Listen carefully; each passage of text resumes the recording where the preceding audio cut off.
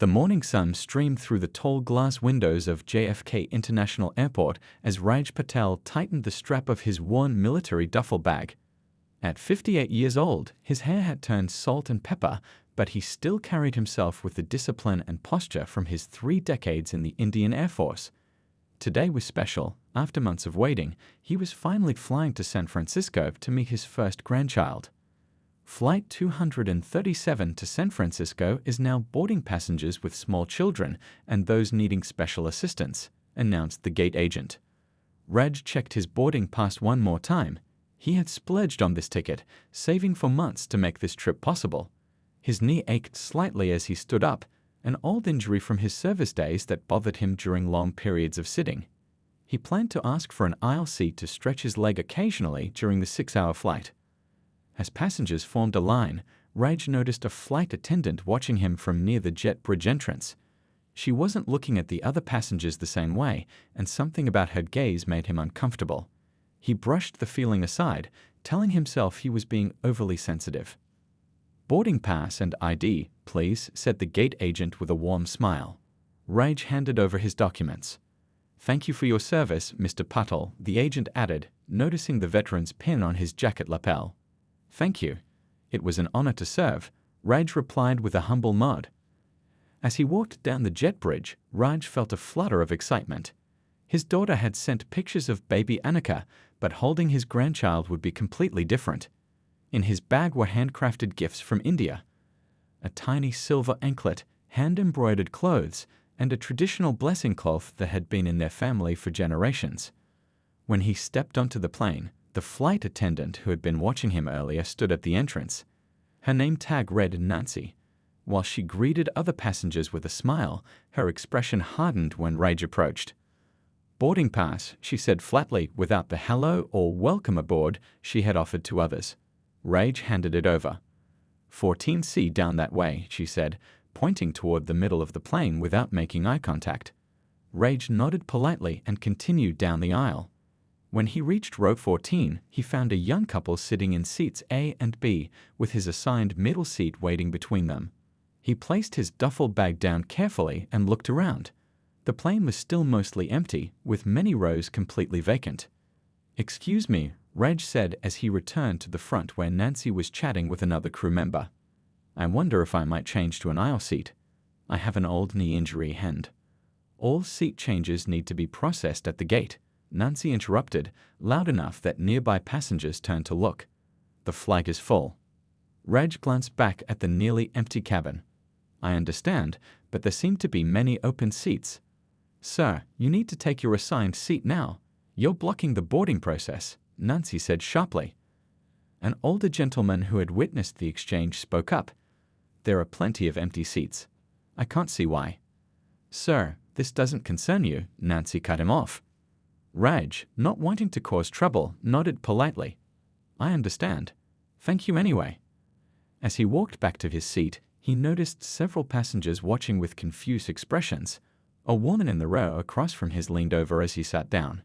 "That was strange," she whispered. "I've never seen a flight attendant act like that before." Raj just smiled gently. "It's all right. Perhaps she's having a difficult day." He settled into the middle seat, carefully placing his duffel bag under the seat in front. As more passengers boarded, he couldn't help but notice that Nancy kept glancing his way with an expression that made him increasingly uneasy. Little did he know that this was just the beginning of what would become a flight experience unlike any he had ever encountered before. The plane continued to fill with passengers as Raj sat quietly in his middle seat. He thumbed through a dog-eared photo of his daughter holding baby Annika, smiling at the thought of meeting his granddaughter for the first time. The young couple beside him had fallen asleep against each other, and Raj was careful not to disturb them as he slipped the photo back into his jacket pocket. Last call for boarding, came the announcement. The aisle was finally clearing as the last passengers found their seats. Raj noticed that despite Nancy's claim, at least a dozen seats remained empty, including several aisle seats that would have been perfect for his sore knee. Just as the captain announced they were preparing for departure, Raj remembered the gift he had wrapped specially for his daughter, a hand-carved wooden jewelry box from his hometown in Gujarat. It was carefully packed at the top of his duffel bag, and he wanted to make sure it hadn't been damaged during boarding. He stood carefully, trying not to wake the couple, and reached for his bag from under the seat. The bag was slightly too large to open comfortably in the limited space, so Raj decided to place it in the overhead bin temporarily. "Excuse me," he said softly to a passing passenger who kindly stepped aside. Raj opened the overhead bin, which was already half filled with roller bags. He tried to position his duffel alongside them, but the military-issue bag, made of thick canvas with Indian Air Force patches sewn onto its side, was proving difficult to fit. "What do you think you're doing?" Nancy's voice came suddenly from behind him, much louder than necessary. Several passengers looked up, startled by her tone. "I'm just placing my bag up here for a moment," Raj explained calmly. "I need to check something inside." "That clearly doesn't fit," Nancy said, her voice dripping with annoyance. "You'll need to check it." Raj shook his head politely. "I only need to access it briefly. It fits under the seat. I've just—" "Sir, that's an oversized bag," Nancy interrupted, speaking so loudly that passengers several rows away turned to watch. "It needs to be checked with luggage." "It's actually standard carry-on size," Raj said, his voice still steady despite his growing discomfort with being the center of attention. "I've carried this same bag on dozens of flights. It contains gifts for my new granddaughter, valuable family items that cannot be checked." A flight attendant from the back of the plane, his name tag read David, approached with a concerned look. "Everything okay here?" he asked. Before Raj could answer, Nancy cut in. "This passenger is refusing to comply with storage requirements." David glanced at the bag, then at Raj. "Sir, would you like some help rearranging the bin to make space?" Nancy stepped between them. "I've already told him it needs to be checked." By now, almost everyone nearby was watching. A woman across the aisle had taken out her phone and was recording the interaction. Another passenger stood up. "That's ridiculous," said the man, who appeared to be in his 60s. "I watched him board with that bag. It's the same size as mine, and there's plenty of room up there if you just move things around a bit." Nancy turned to the passenger. "Sir, please return to your seat. This doesn't concern you." "Actually, it concerns all of us when someone is being treated unfairly," the man replied. Raj, increasingly uncomfortable with the attention, tried to diffuse the situation. "It's all right. I can keep it under the seat. I don't wish to cause any trouble." "It's too late for that," Nancy said sharply. "You're delaying the flight." More phones were out now. A younger woman a few rows back called out, "We can all see what's happening here." Nancy's face flushed red. She leaned in close to Raj and spoke in a lower voice, though still loud enough for nearby passengers to hear. "Either you check that bag right now, or I'll have you removed from this flight." Raj looked at her directly, confused by the hostility but maintaining his composure. "May I please speak with your supervisor?" Nancy's eyes narrowed. Without another word, she turned and stormed toward the front of the plane. Raj slowly sat back down, his heart pounding. The couple next to him were awake now, looking concerned. "Are you okay?" the woman asked gently. "Yes, thank you," Raj replied, though in truth he was shaken. In his 30 years of flying, he had never experienced anything like this. Little did he know that Nancy was already making a phone call that would change everything. Raj sat quietly in his seat, his weathered hands folded in his lap. The plane had grown uncomfortably silent. He could feel the eyes of other passengers on him, some with sympathy, others curious about what would happen next. The couple sitting beside him exchanged worried glances. "I'm sorry you're going through this," the woman whispered, leaning slightly toward Raj. "I fly every week for work, and I've never seen a flight attendant act like that." Raj nodded appreciatively but kept his focus straight ahead. In his years of military service, he had learned that sometimes the best response was calm silence. Still, a knot tightened in his stomach. What if they actually removed him from the plane? His daughter Priya was expecting him today. She had already arranged time off work to pick him up at the airport. 5 minutes passed, then 10. Some passengers had begun to murmur about the delay. The young man sitting across the aisle from Raj leaned over. "Hey, a bunch of us recorded what happened. That wasn't right. If you need the videos, just let us know." Raj smiled gratefully. "Thank you. I appreciate that." The plane's intercom crackled to life, and the captain's voice came through. "Folks, we're experiencing a slight delay. We should be underway shortly. We appreciate your patience." Just as the announcement ended, Nancy reappeared at the front of the cabin. She was speaking into a small handheld phone and pointing directly at Raj. Behind her stood David, the other flight attendant, looking increasingly uncomfortable with the situation. Nancy marched down the aisle toward Raj, the phone still pressed to her ear. "Yes, that's him in 14C, she said loudly enough for everyone to hear. "I don't feel safe with him on board." Gasps rippled through the cabin. An older woman, 3 rows ahead, turned around completely in her seat. "That's ridiculous. He hasn't done anything." Nancy ignored her, staring directly at Raj as she continued speaking into the phone. "Yes, thank you. We'll wait for your arrival." She ended the call and stood over Raj with a look of satisfaction.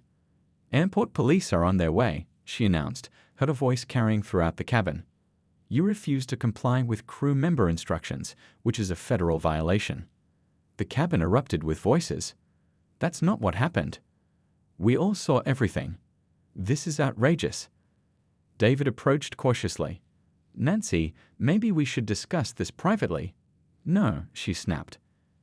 "This man made me feel threatened. I have the right to remove any passenger who makes me uncomfortable." A distinguished-looking woman in a business suit stood up from her seat in the front row. "Excuse me," she said, her voice calm but firm.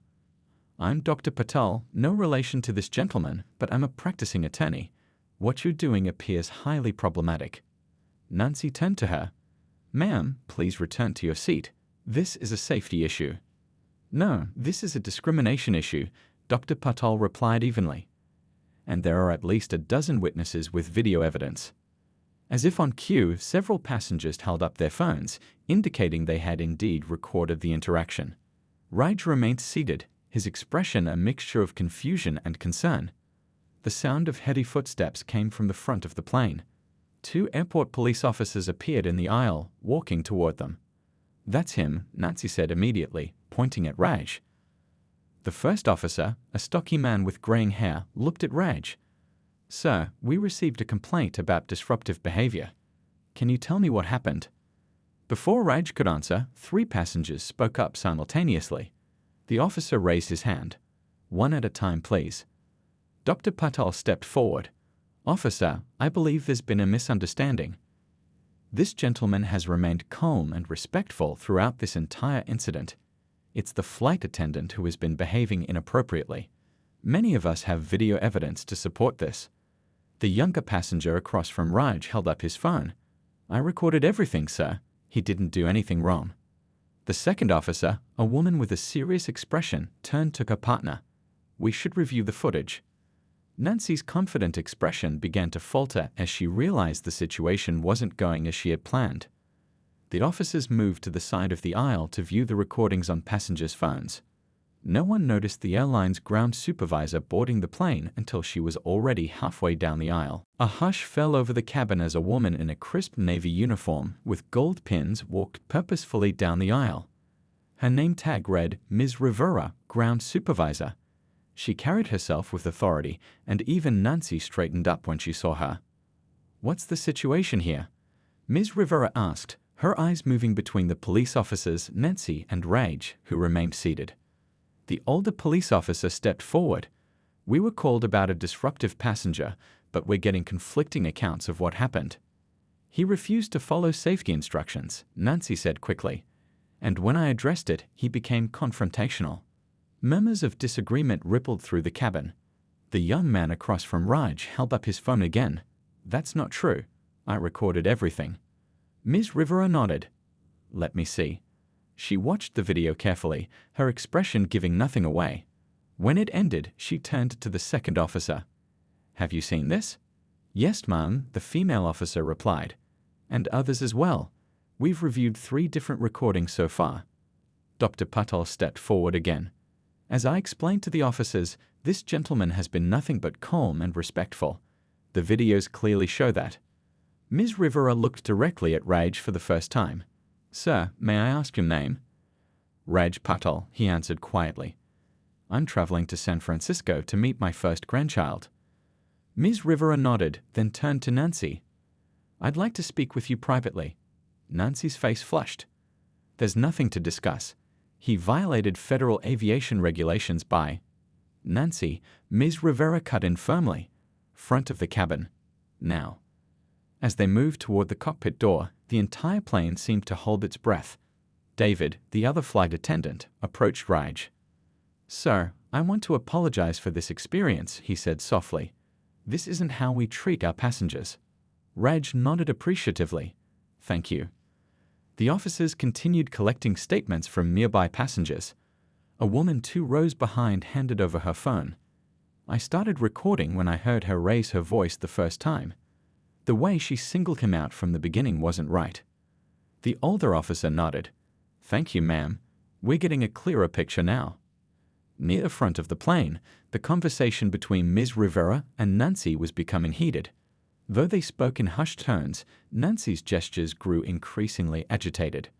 Passengers watched in silence, many still holding their phones, ready to record any new developments. After what seemed like an eternity but was really only about 3 minutes, Ms. Rivera returned to where Raj sat. The officers moved closer. "Mr. Patel," she said, loud enough for nearby passengers to hear. "On behalf of the airline, I want to apologize for your experience today. After reviewing the evidence and speaking with witnesses, it's clear there was no violation on your part." Relief washed over Raj's face. "Thank you." Ms. Rivera continued, "We pride ourselves on treating all passengers with dignity and respect. What happened here today falls far short of our standards." She turned to address the officers. "I believe there's been a misunderstanding. Mr. Patel has not violated any regulations and is welcome to continue his journey with us." The older officer nodded. "Based on the evidence we've seen, we agree. There's no cause for removal." A few passengers clapped softly. The tension that had filled the cabin began to dissolve, but everyone sensed there was more to come. Ms. Rivera faced the cabin. "Folks, I apologize for the delay. We'll be departing shortly."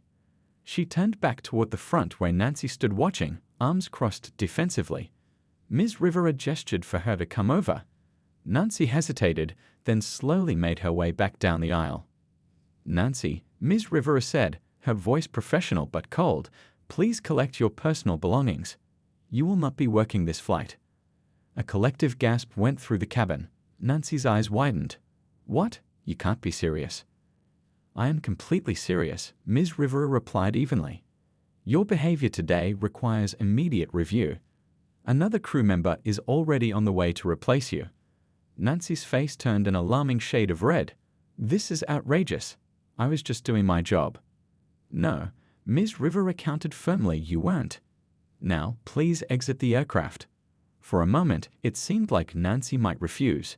She looked around wildly, but found no support from her colleagues or the officers. Finally, she turned and stormed toward the front, grabbing her small bag from a compartment before disappearing through the boarding door. The cabin erupted in applause. The applause slowly died down as Ms. Rivera spoke again. "Ladies and gentlemen, we apologize for the delay. A replacement flight attendant will be joining us shortly, and then we'll be on our way to San Francisco." She turned to Raj, who still looked somewhat shaken by the whole experience. "Mr. Patel, if you'll come with me, please. I'd like to speak with you privately." Raj nodded and followed her to the front of the plane. Whispers spread through the cabin as they walked. A few passengers gave him thumbs-up signs or nods of support as he passed. In the small galley area near the cockpit, Ms. Rivera spoke in a low, sincere voice. "Mr. Patel, I can't begin to express how sorry I am for what you experienced today. This is absolutely not representative of our airline's values." Raj nodded, his expression calm but tired. "Thank you for stepping in. I was worried I wouldn't make it to San Francisco today. My daughter is expecting me. She just had her first baby." Ms. Rivera's face softened. "Your first grandchild? That's a special journey.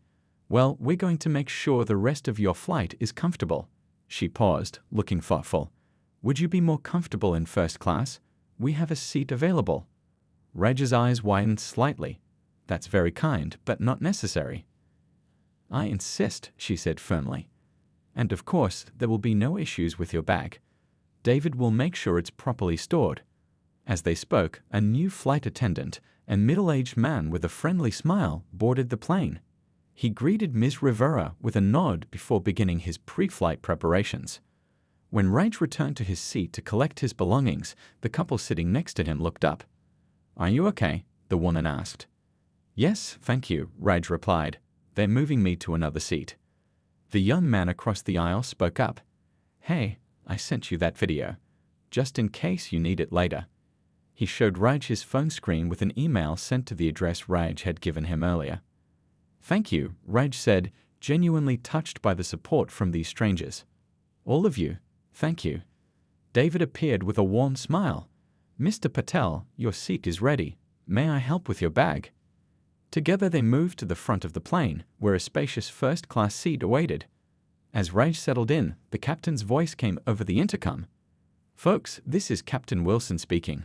I want to personally apologize for the delay and thank you for your patience. We should be taking off in about 5 minutes. And," he paused briefly, "I want to thank those of you who spoke up today. On my aircraft, we treat everyone with respect." A quiet murmur of approval spread through the cabin. The mood had completely transformed from the tense atmosphere of just 20 minutes earlier. Once they were airborne, Raj finally felt himself relax. He gazed out the window at the clouds below, thinking about how quickly an ordinary day had turned extraordinary. About an hour into the flight, the replacement flight attendant, whose name tag read Tom, stopped by Raj's seat. "Sir, several passengers have asked if you're okay, and a few wanted to know if they could come up to speak with you. Would that be all right?" Surprised, Raj nodded. "Of course." Over the next hour, a steady stream of passengers came forward to introduce themselves. An elderly woman patted his hand and said, "My husband was in the military too.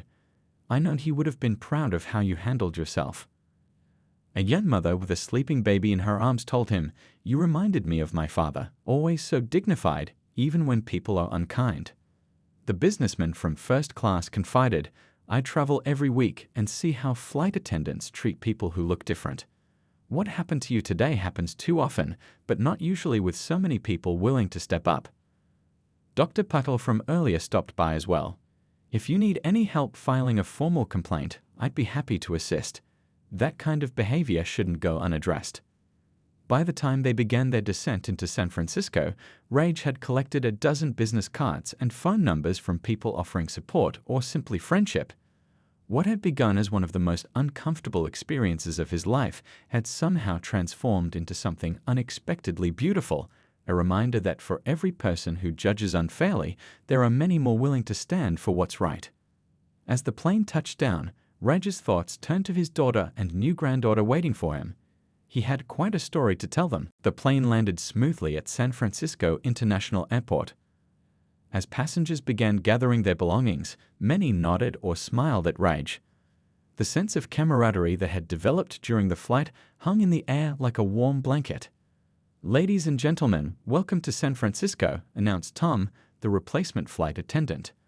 "Local time is 2:35 p.m., and the temperature is a pleasant 68 degrees. On behalf of the entire crew, we thank you for flying with us today." Raj waited until most passengers had left before standing to retrieve his duffel bag. David, who had been so kind throughout the ordeal, appeared at his side. "Mr. Patel, we have a surprise for you," he said with a warm smile. "If you don't mind, we'd like you to be the last to deplane." "Curious," Raj nodded. "Of course." As the final passengers filed out, Captain Wilson emerged from the cockpit.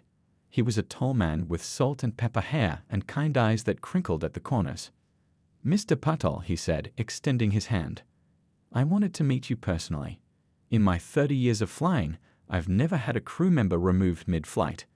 What happened today was unacceptable, and I want you to know that we've already filed a formal report." Raj shook his hand firmly. "Thank you, Captain. I appreciate your support." "The airline will be contacting you," Captain Wilson continued. "But in the meantime, we've arranged something special. Your daughter was informed about the delay and what happened.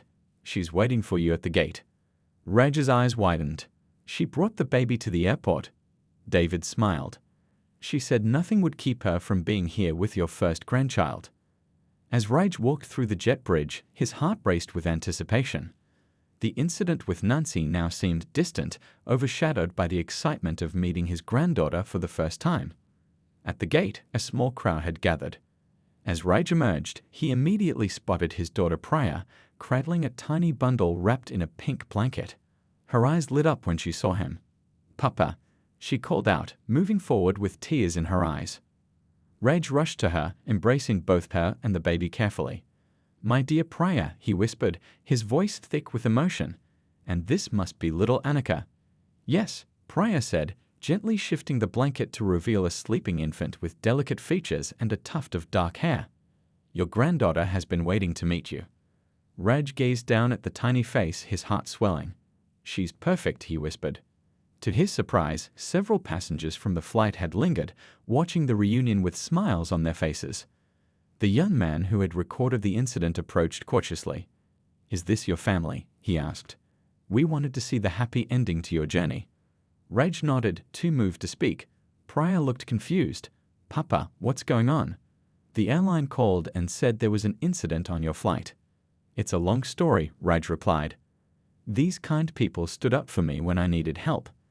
Brief introductions were made as Priya learned what had happened. Her expression shifted from shock to gratitude. "Thank you all so much for looking out for my father," she said. Dr. Patel stepped forward.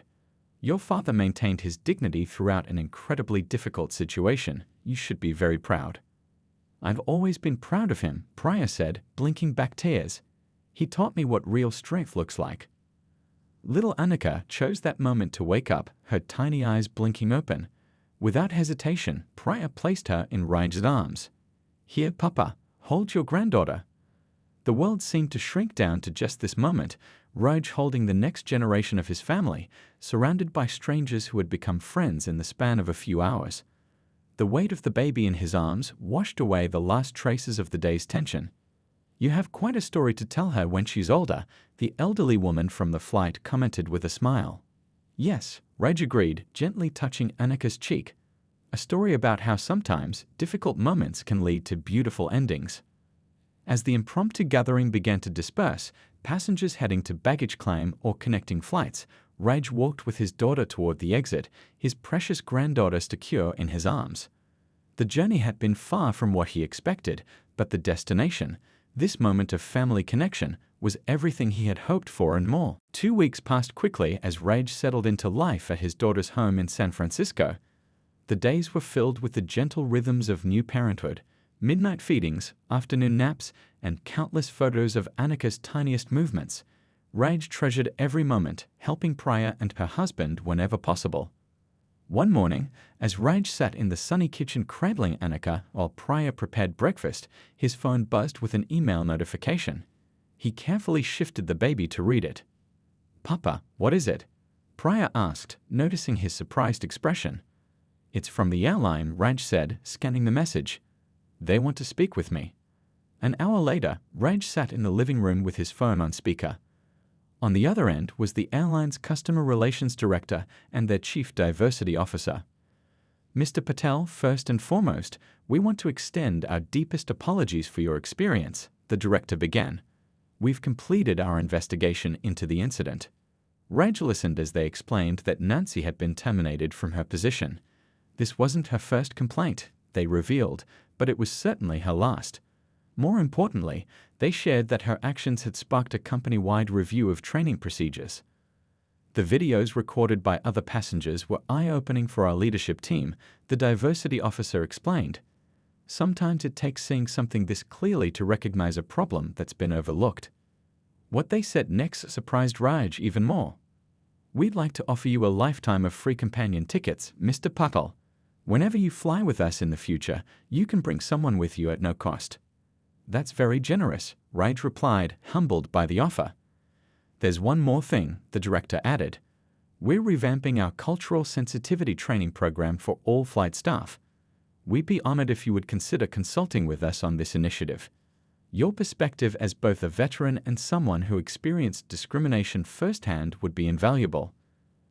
After the call ended, Priya hugged her father tightly. "I'm so proud of you, Papa.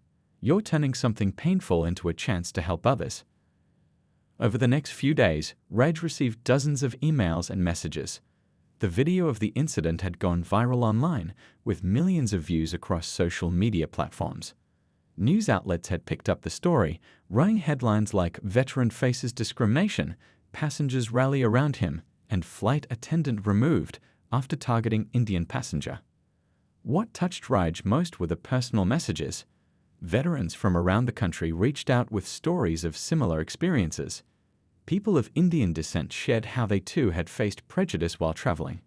Each message reinforced his decision to work with the airline on their training program. "I never wanted attention," Raj told Priya one evening as they sat on the porch swing, Anika sleeping peacefully in his arms. "But if my story helps change things, even a little, then something good has come from it." The following week, Raj received an unexpected package.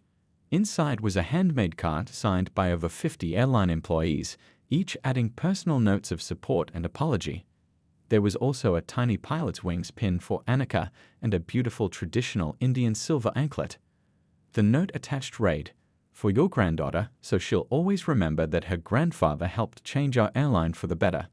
With deepest respect and gratitude." Raj felt his eyes grow misty as he showed the gift to Priya. "It's amazing how life works," he said softly. "I came to America to meet my granddaughter, never expecting to make any difference beyond our family." "But that's exactly what you've done, Papa," Priya said. "You stood with dignity when treated unfairly. You accepted help when others offered it. And now you're helping create change that will affect thousands of travelers." 6 months later, Raj returned to the same airport, this time accompanying Priya and Anika on their first trip to India to meet the extended family. As they approached the check-in counter, the airline staff recognized him immediately. Mr. Patel, the young woman at the counter, greeted him warmly. "We've been hoping to see you again. I was in your cultural awareness training session last month." Raj smiled, remembering the day he had spent sharing his experiences with a room full of attentive airline staff. "How did you find it?" he asked. "Life-changing," she replied sincerely. "You helped us see through different eyes."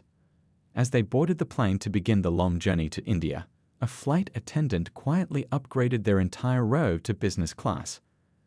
Little Anika, now old enough to sit up and observe the world with curious eyes, played happily with her grandfather's hands. "Look at that," Priya whispered as they settled into their seats. "She's wearing the anklet they sent." Raj nodded, watching his granddaughter's tiny foot with the delicate silver anklet catching the light. What had begun as a moment of injustice had transformed into something beautiful, a reminder that standing with dignity in difficult moments can ripple outward in ways we never expect, changing not just our own story, but the stories of many others along the way.